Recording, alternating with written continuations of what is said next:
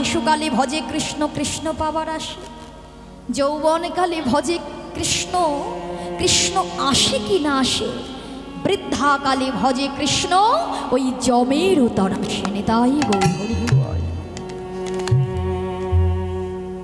এর জন্যই তো বলছে তুমি শিশুকাল থেকে সন্তানকে যদি সুপথে চালিত করতে পারো,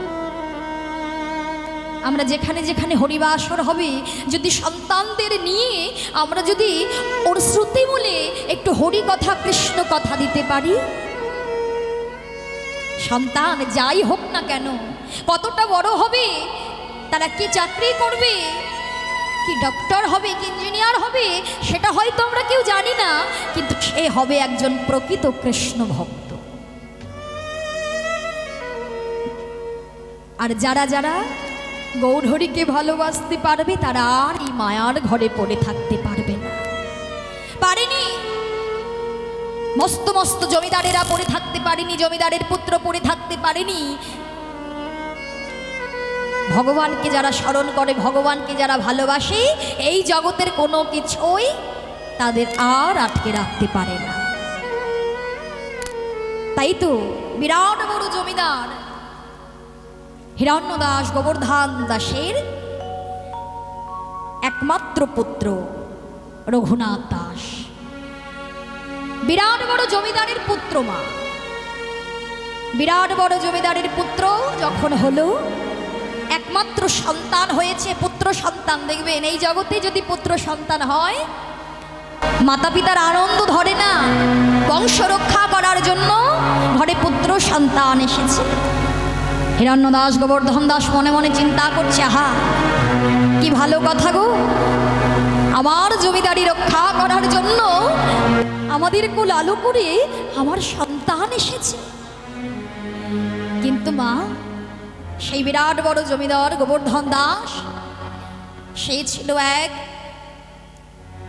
ভক্তি পথে চালিত বিরাট বড় ভক্ত। তাই নিজের সন্তানকে কৃষ্ণ ভক্তি প্রদান করার জন্য সে যাতে কৃষ্ণ ভক্ত হতে পারে, তাই সেই গোবর্ধন দাস তার স্ত্রীকে ডেকে ডেকে বলছে, ওগো ওগো শোনো না, তুমি না আজ থেকে ছোট থেকেই যেখানে যেখানে হবে হরি কথা, যেখানে যেখানে হবে কৃষ্ণ কথা, তুমি আমাদের সন্তানকে নিয়ে চলে যাবে, সন্তানকে নিয়ে গিয়ে সেখানে বসে হরি কথা কৃষ্ণ কথা শ্রবণ করবে। তাহলে আমাদের সন্তান বড় হয়ে সেও কৃষ্ণ ভক্ত হতে পারবে। এবার তার স্ত্রী মাগো সেই ছোট থেকেই এই যে এখানে অনেকে এসেছে, সন্তানকে নিয়ে এসেছে, ছোট ছোট সন্তান, তারা কি বোঝে মা কৃষ্ণ কথা গৌর কথা, সে কেমন, তার রূপ কেমন, তার গুণ কেমন, তারা কি বোঝে? কিন্তু প্রবেশ করছে কৃষ্ণ কথা। আর শাস্ত্র বলে মা, কৃষ্ণ নাম তুমি যতবার শ্রবণ করবে, কৃষ্ণ কর্ণপথে প্রবেশ করে এই হৃদয়ের মধ্যে কৃষ্ণ প্রবেশ করবে। তাই ছোট থেকে ওই সন্তানকে নিয়ে যেখানেই হরি কথা হয়, যেখানেই কৃষ্ণ কথা হয়, সেখানেই ছুটে যায়। আর কৃষ্ণ কথা শুনতে শুনতে যখন সেই সন্তান ধীরে ধীরে বড় হয়েছে, বড় হয়ে দেখে মা যে সবাই একজন মানুষের রূপ গুণের কথা শুনে আগৌর হাগৌর বলে ডাকে, হাগৌর হাগৌর বলে কাঁদে, সবাই হাগৌর বলে কাঁদে, গৌর বলে ডাকে।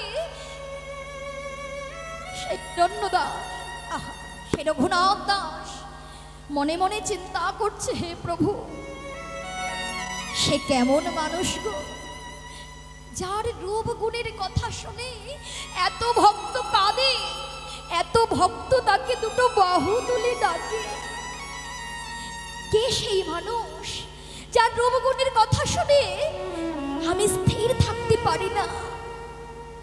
আচ্ছা, যদি আমি তাকে দর্শন করতে পারতাম, কোনোদিনও যদি একটি বারের জন্য দর্শন করতে পারতাম, না জানি আমার জীবনটা ধন্য হয়ে যেত। তাই সেদিন থেকে মা সেই রঘুনাথ দাস কৃষ্ণ ভক্ত হতে গিয়ে পথে পথে হাগৌর হাগৌর বলে কেঁদে বেড়ায়। গৌরের দর্শনের জন্য গৌর গৌর বলে দুটি বাহু উত্তোলন করে কেঁদে বেড়ায়, ছুটে বেড়ায়। পিতা চিন্তা করছে সর্বনাশ, হে কি গো, সন্তানকে কৃষ্ণ ভক্ত করার জন্য কৃষ্ণ নাম শোনাতে শোনাতে এ আমার কি হলো? আমার সন্তান যে এই যে পাগল হয়ে গেল, কৃষ্ণ নামের পাগল হয়ে গেল। সে যে আর ঘরে থাকে না, কিন্তু একটা তো সন্তান, সেই সন্তানকে ধরে রাখার জন্য, সংসারে আটকে রাখার জন্য সমস্ত পণ্ডিতদের কাছে বিধান নিতে চাইছে। ওগো, তোমরা বলে দাও, কি করলে, কোন উপায়ে আমার সন্তানকে আমি এই সংসারে ধরে রাখতে পারবো, আটকে রাখতে পারবো, বেঁধে রাখতে পারবো? সমস্ত পণ্ডিতগণ বিধান দিলেন, মা শোনো শোনো, তোমার সন্তানকে যদি আটকে রাখতে চাও, মায়ার সংসারে আবদ্ধ করে রাখতে চাও, তাহলে এক কাজ করো। সবাই একটি সিদ্ধান্ত নিলেন যে একটি সুকন্যা দেখে তাকে বিবাহ দাও। হয়তো কোনো সুকন্যা এসে তার ভালোবাসায় বেঁধে তাকে সংসারে আবদ্ধ করে রাখতে পারবে। তাই সেই রঘুনাথ দাসের বিবাহ দিলেন এক সুকন্যার সাথে। আর বিবাহর পরের দিন নববধূ সরজু, সেই সরজু ঘরে এসেছে। বিবাহের পরের দিন অর্থাৎ কাল রাত্রির দিন তার শ্বশুর মশাই নববধূর হাতটা ধরে বলছে, বৌমা, ও বৌমা, জানো তো বৌমা, আমি তোমাকে কেন আমার ঘরের পুত্রবধূ করে নিয়ে এসেছি? কারণ আমার সন্তান ছোট থেকে এমন একটা মানুষের রূপগুণের কথা শুনেছে, তার রূপগুণের কথা শুনতে শুনতে সে সেই পথের পাগল হয়ে গেছে। মা, তুমি আমার সন্তানকে তোমার ভালোবাসায় বেঁধে তুমি যেন এই সংসারে আবদ্ধ করে রেখো। সরজু বললেন, বাবা, আমি নিশ্চয়ই চেষ্টা করব। এর পরের দিন, যেদিন ফুলশয্যার রাত, সেদিনকে ওই নববধূ সরজুকে দর্শন করে সেই রঘুনাথ দাস কাঁদছে। রঘুনাথ দাস যখন কাঁদছে, নয়নে জলে বুকে ভেসে যাচ্ছে, সরজু বলছে, এ কি স্বামী, তুমি কেন কাঁদছো? তুমি কাঁদছো কেন? তাহলে তোমার কি বিবাহতে সম্মতি ছিল না, নাকি তোমার আমাকে পছন্দ হয়নি? এবার সেই রঘুনাথ দাস বলছে, শোনো সরজু, আমি তোমার সমস্ত প্রশ্নের উত্তর দেব ঠিকই, তবে তার আগে তুমি আমার দুটো প্রশ্নের উত্তর দাও। আচ্ছা সরজু, তুমি বলো তো, তুমি এই গৃহের কে হও? সরজু বলছে, স্বামী, আমি গুরুমুখে শুনেছি যে বাড়িতে তার বিবাহ হয় সে হয় সেই বাড়ির কুলবধূ। তুমি ঠিক বলেছ সরজু, যে বাড়িতে তার বিবাহ হয় সে হয় সেই বাড়ির কুলবধূ। আচ্ছা সরজু, আমি তোমার কে হই? স্বামী, আমি গুরুমুখে এটাও শুনেছি, যার সাথে তার বিবাহ হয় সে হয় তার সহধর্মিণী। তুমি এটাও ঠিক বলেছ সরজু। আচ্ছা সরজু, বলো তো, একজন প্রকৃত সহধর্মিণীর কাজ কি? যে হয় প্রকৃত সহধর্মিণী, তার কাজ কি, প্রকৃত কাজ কি? স্বামী, আমি গুরুমুখে এটাও শুনেছি, স্বামীর ধর্মকে সহায়তা করাই একজন প্রকৃত সহধর্মিণীর কাজ। নেতাই গৌর হরি। সঙ্গে সঙ্গে রঘুনাথ দাস কেঁদে কেঁদে বলে, সরজু, ও সরজু, জানো তো, আমি ছোট থেকে একটি মানুষের রূপগুণের কথা শুনে বড় হয়েছি। আর রূপগুণের কথা শুনতে শুনতে বড় হতে হতে দেখেছি সেই মানুষটা অর্থাৎ গৌর হরি, তার এত রূপ এত গুণ, তাকে পাওয়ার জন্য কত ভক্ত গৌর গৌর বলে কাঁদে। তাকে পাওয়ার জন্য কত ভক্ত সবই কিছু পরিত্যাগে করে তাকে আশ্রয় করার জন্য, তার চরণে আশ্রয় নেবার জন্য সবই কিছু পরিত্যাগ করে চলে যায়। তাহলে সরজ, তুমি আমার সহধর্মিণী হয়ে তুমি আমায় আমার ধর্মের সহায়তা করো। তুমি আমায় ঘরের বাহির করে দাও সরজ, আমি যে এই ঘরে থাকতে পারবো না। সরজ কেঁদে কেঁদে বলছে, স্বামী তুমি এত গৌরকে ভালোবাসো, এত ভালোবাসো ভগবানকে। ঠিক আছে স্বামী, মনে মনে চিন্তা করছে।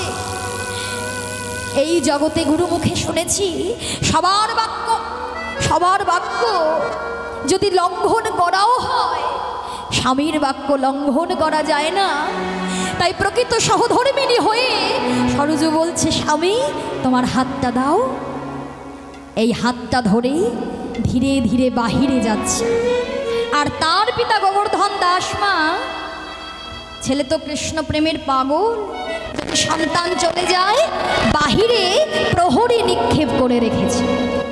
আর প্রহরী যখন দেখেছে দুজনেই বাহির হয়েছে, প্রহরী মনে মনে চিন্তা করছে, যাক দুজনের হয়তো ভাব ভালোবাসা হয়ে গিয়েছে, তাই হয়তো তারা বেরিয়েছে। তাই প্রহরীরা আবার ঘুমিয়ে পড়েছে। এবার সরজু যেই ঘরের বাহির হয়েছে স্বামীর হাতটা ধরে, রঘুনাথ দাস বলছে, সরজু শুধু এই বাহির নয়, তুমি একেবারে আমায় বাহির করে দাও, যে বাহিরে গেলে এই মায়ার সংসার আমায় আটকে রাখতে পারবে না। যে সংসারে থেকে বাহির হয়ে আমি গৌরীর চরণ পাবো, সেই পথে তুমি আমায় বাহির করে দাও, যাতে আমি আমার গৌর হরির চরণ পেতে পারি। তাই সরজ স্বামীর হাতটা ধরি যেই পথের বাহির করে দিলে, পথের বাহির করে যে দিলেন, সেই রঘুনাথ দাস দুটো বাহু তুলে হা গৌর গৌর বলে ছুটে যায়। তাই তো বৈষ্ণব কবি বলে, ওহে আমার গৌর হরি, আমি তো এমন ভাবে তোমায় ভালোবাসতে পারলাম না। এই মায়ার সংসারে জন্ম নিয়ে কত জীব তোমায় ভুলে যায়। কৃষ্ণ ভজিবার তরে সংসারে আইনো, কিন্তু মিছে মায়ায় বদ্ধ হয়ে শুধু বৃক্ষ সম হইল। আমি মিছে মায়ায় বদ্ধ হয়ে শুধু বৃক্ষ সম হইল। তাই যে জন আমার গৌর সোনাকে ভালোবাসতে পারে, হরি বল হরি বল। এই জগতে যদি আমরা প্রাকৃত সোনা দর্শন করি, আমা এই জগতে যদি প্রাকৃত সোনা দর্শন করি, সেই সোনার গহনা কি দেখার জন্য আমরা একবার দেখতে পাগল হই, দুবার দেখতে পাগল হই, তাই না? ধৈর্য ধরতে পারি না কখন গয়নাটি আসবে, আমি দেখব, অঙ্গে ধারণ করব, কিন্তু একবার যেই পড়া হয়ে গেল আর কি তেমনভাবে দ্বিতীয়বার যখন পড়ব ভালো লাগবে মা? ভালো লাগে? দ্বিতীয়বারের বার যখন তৃতীয়বার হলো আর ভালো লাগে? কিন্তু মাগো, যে জন আমার গৌর সোনাকে একবার হৃদয়ের মাঝে ধরতে পারে, বৈষ্ণব কবি বলছে, জানো জি, যে জন হা গৌর বলে ডাকতে পারে সেজন পথের কাঙাল।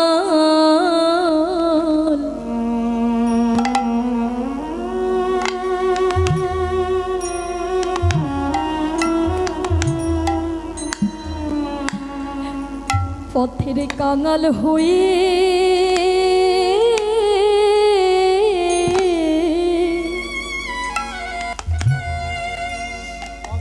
হয়ে যায় গো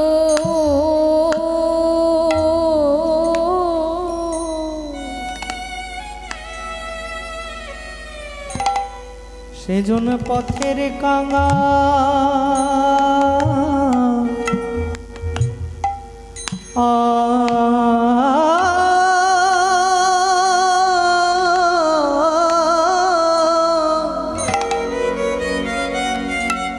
হরি বল হরি বল। পথের কাঙাল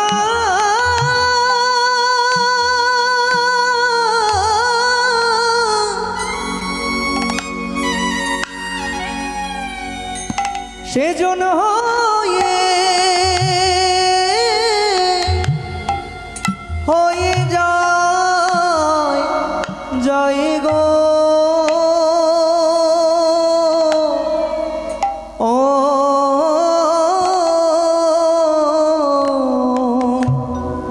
যে জন হা গৌর বলে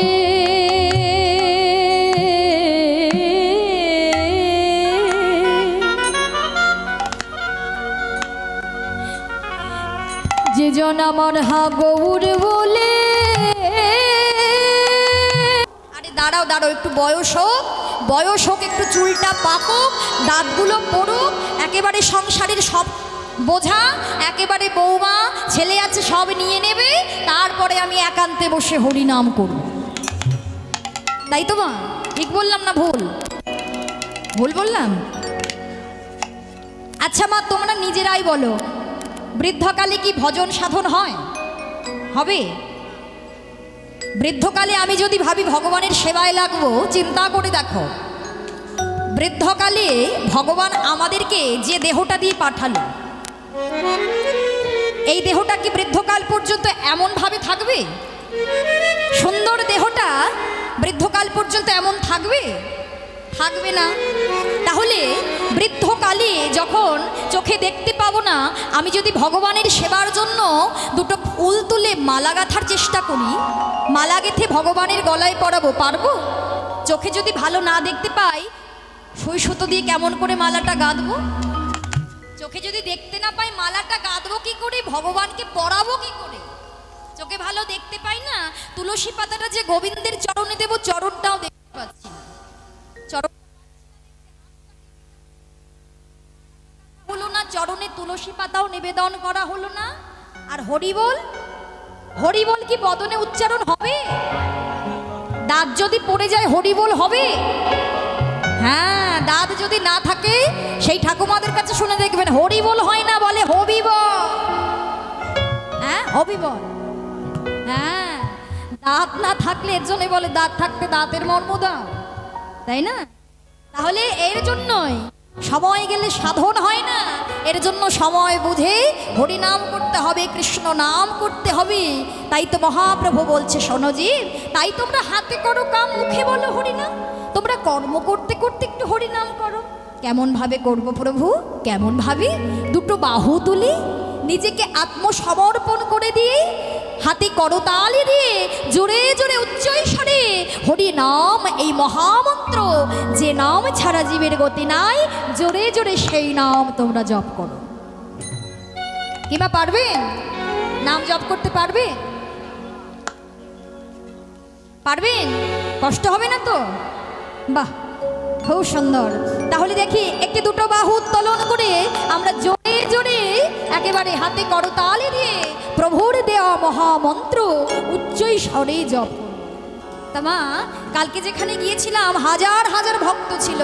হ্যাঁ, তো হাজার হাজার ভক্ত এত সুন্দর নাম গেয়েছে।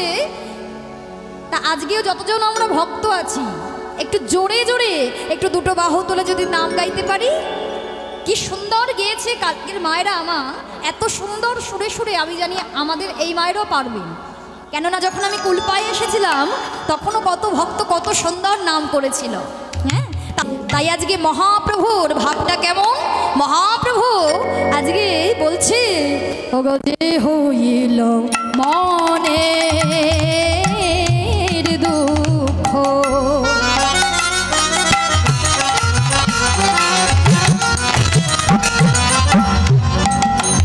আমি কি বলিব কাই, আর যে হইল মনের দুঃখ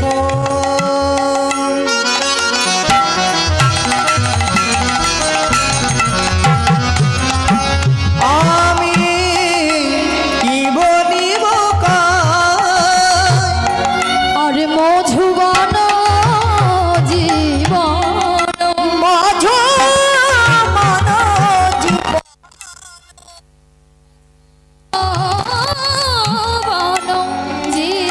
জীবন মধুমন জীবন আমি কইছে জুড়ায় গো বলো কইছে জুড়ায় বলে কইছে জুড়াই আমি কথা জুড়াবো আমি কথা আমি কথা জুড়াবো আমি কথা জুড়াবো কৃষ্ণ বিরহ জ্বালা কোথায় জুড়াবো, কৃষ্ণ বিরহ জ্বালা কথা জুড়াবো ওগো কেঁদে কেঁদে